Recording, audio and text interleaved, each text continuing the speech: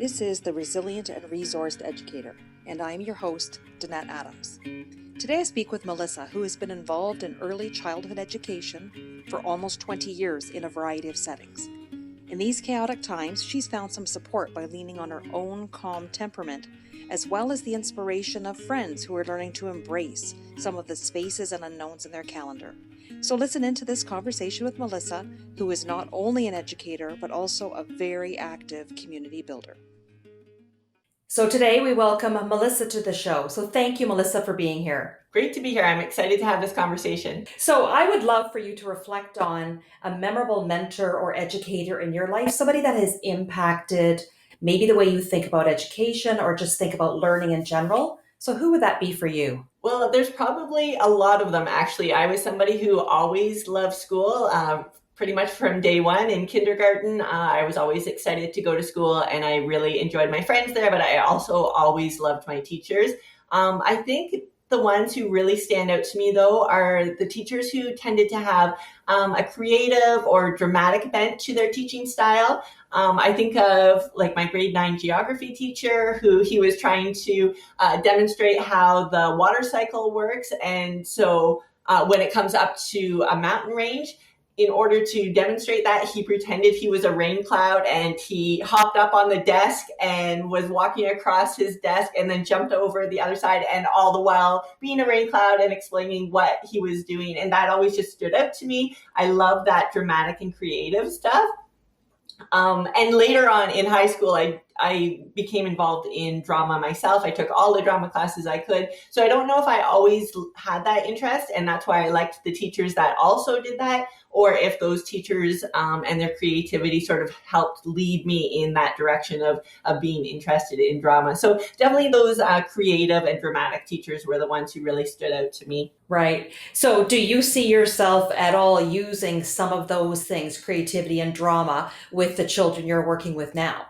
I think so. I'm not a flamboyant teacher by any means, I don't think, but I think I try to approach things in creative ways and look at things from a variety of angles and perspectives. And those are some of the skills I definitely learned in drama about perspective taking and approaching things in a variety of ways to come up with a new creative plan. Right. That's great. So now you're working with some of the younger children in the population, and during a difficult, challenging year that we've been facing, there were concerns about the youngest of the children being able to self-regulate and all the hygiene sort of things. So what strengths, first of all, have you taken into the school year with you, knowing that you're facing, some challenges that other teachers maybe who are teaching senior students virtually or remotely don't have to face? So what strengths do you have? I would say that the word that is most often used to describe me, at least in my work with children, is that I'm calm. And I think that has really helped me in this sort of chaotic year. So I think being a calm person myself, that I can sort of bring that calm into the classroom. And I think that's needed now more than ever. I will say, though, I don't always feel calm inside. In fact, I mean, any person who's been in a room on a snowy day that you can't get outside on with 8 toddlers or whatever, it doesn't always feel calm.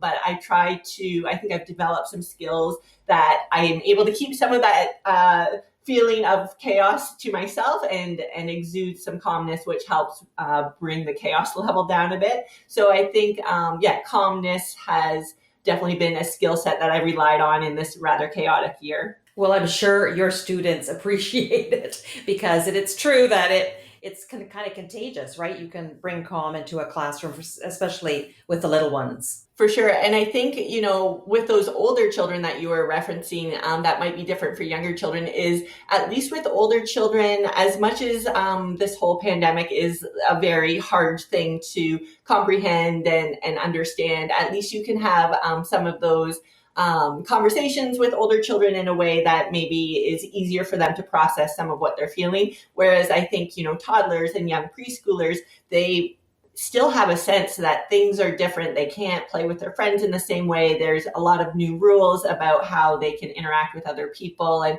they may not be seeing grandparents and other extended family in the same way. And I don't think, as much as we can have conversations with them, I'm not sure they have the language to help us understand how they might be feeling in all of this. Right. Yeah, for sure. So, what are some areas in chaotic times like this where you need more support or you have to put supports in place for yourself? So I'd say I'm definitely a planner. I'm somebody who really likes to plan things. I'm the person with the calendar that's color coded and very full and organized. So I think one of the challenges this year is that the pandemic has caused so many unknowns.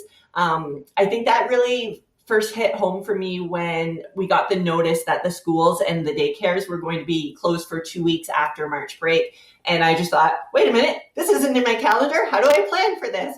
And that was my first sense that things were going to be different and not predictable over the next number of months. So I think over, March break and the rest of March, it was really starting to hit home that, okay, this year is going to look different. And the way that I plan and organize, I'm not going to be able to rely on those things as much as I have in the past.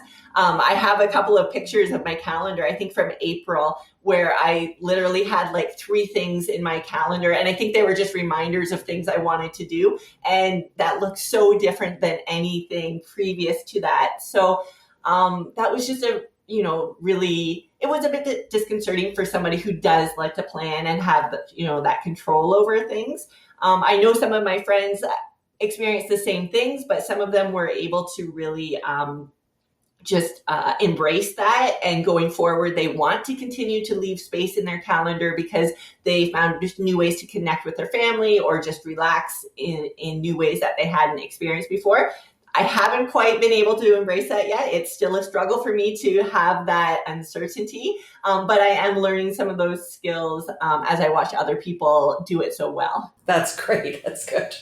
Yeah. So we're learning that things are changing, and the pandemic has brought up a lot of things in education, some inequities, challenges, and I'm wondering what you see as, are there silver linings of what we're learning through this pandemic, or are some things, maybe going to change and stay that way for good? What are your thoughts about the future of education post-pandemic? So I think just generally, I like to see this movement that we're putting more trust in children's capacity to learn and be resilient and that type of thing. I know when we were off away from doing daycare that I just kept thinking, like, what is this going to look like? How are the children going to interact and deal with all of these new changes, like new health guidelines that everybody's masked and, wearing lab coats and gloves and this type of thing.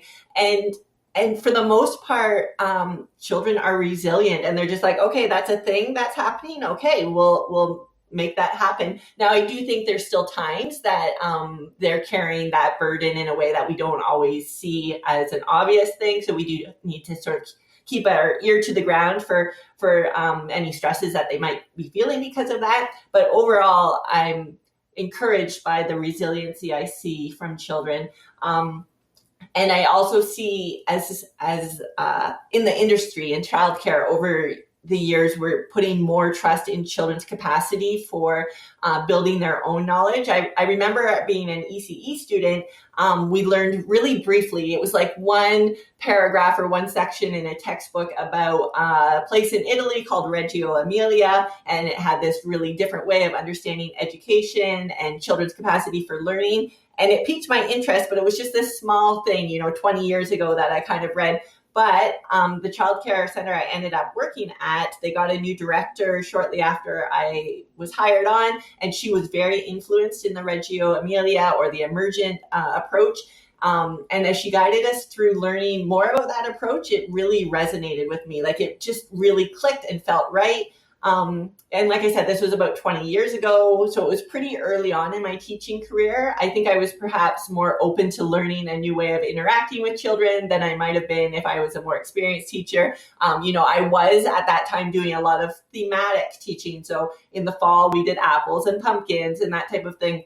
Whereas this really turned the tables on how I approach interacting with the children.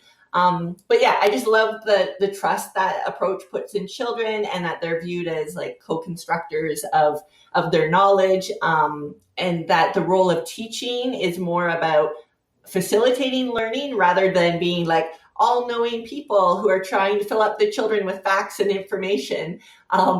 So yeah, that's just been really a rewarding approach. And every year is so different then, because the children are different and their interests are different. And I just learned a ton from their explorations together. You know, when I would do, pumpkins and apples and that type of thing, the learnings didn't stand out to me as much. Whereas now I can be like, oh, I remember that year that the one group studied penguins and we learned all about the North Pole and South Pole, or the year that we had a real interest in ocean life and we transformed the classroom slowly over the year into this ocean with jellyfish hanging from the ceiling and like sand and seashells. And by the end, the children had built this pirate ship and a treasure chest. And those stand out to me now because they were unique to that group of children. And that all just came from this style from Reggio Emilia, where you really trust children as being capable of creating their own learning. And I think we're seeing that across childcare overall, that move towards that emergent approach. I taught for a few years as a part-time instructor at Conestoga College. And I could clearly see how the teachings had changed in the 20 years, which is great, since I had been a student there. So what had once been a passing reference to Reggio Emilia in one textbook in one classroom had now been turned into, full classes dedicated to learning in depth about this approach. And I was also seeing some of the instructors not only teaching about this, but transforming their own teaching to reflect that facilitation style that they're trying to teach about. So I love that we're starting to see that as an industry, that we're trusting children as being capable of developing their own learning interests. Oh, that's amazing. So it's so meaningful for the child because it's unique to them, they're co-creator, but it's also refreshing for you as the educator. Exactly. Like you said, each year is unique and each groups of students are unique. And that's amazing. Very nice. For sure. So as we have noticed throughout this year, there are a lot more retirements, teachers leaving early, health concerns, not able to return back to the classroom. So we are going to be seeing an influx of new educators coming in. And I'm wondering what your advice to new educators coming into the field in this post-pandemic era. So a few things come to mind for me. I think you'll always feel that there's more you can do to improve a lesson or to improve the classroom environment. Like there's always more ideas and more things you can do. I don't think there's ever a time where I just felt like, okay, I'm done. I can't even think of anything better to add to this. But I think you just have to do what you can do in that day and know that it will be good enough. And also, and this is something I still struggle with 20 years into things, there will be times that you'll feel like you didn't handle a situation well, in a certain interaction with a child, or that a lesson didn't go well or something like that. I know I still often feel disappointed in myself when that happens, but I just try to reflect on those as what would I have done differently, as opposed to being like, oh, I'm a really horrible teacher today. Just like, okay, what would I have done differently? And just try to keep those in mind as the positive learning opportunities as we go forward. And I would say too, I think that even more important than say preparing classrooms for the material, classroom materials or games or that type of thing, that you really focus on taking time to care for yourself, whether that's eating well or exercising or spending some time outside, whatever kind of works for you, because I think those things help give you the physical and mental energy to deal with whatever each day throws at you. And I think that helps with the interactions with the children and those relationships that are formed. Those are far more important than any particular game or resource that you might bring into the classroom. So just taking time for yourself and just stepping away, realizing that you can't do it all. whatever you have is good enough, and that you need time for yourself so you can bring your full energy and attention to the classroom when you're actually having those important interactions with the children. Yeah. Oh, I think that's great. It's the seeing the challenges as opportunities for learning and self-care are just so critical For sure. now going forward for all of us. Yeah. Yeah, for sure. Yeah, even more so perhaps these days, right? Right. And as a great role model for students to say the same, that the students take care of themselves as well. Yeah. Well, that's great. Thank you so much. I've appreciated your time.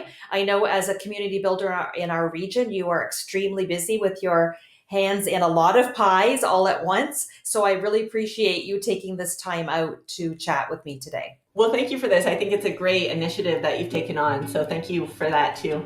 And all the best to you and your family as we head into the new year. Thank you very much. Okay, be well.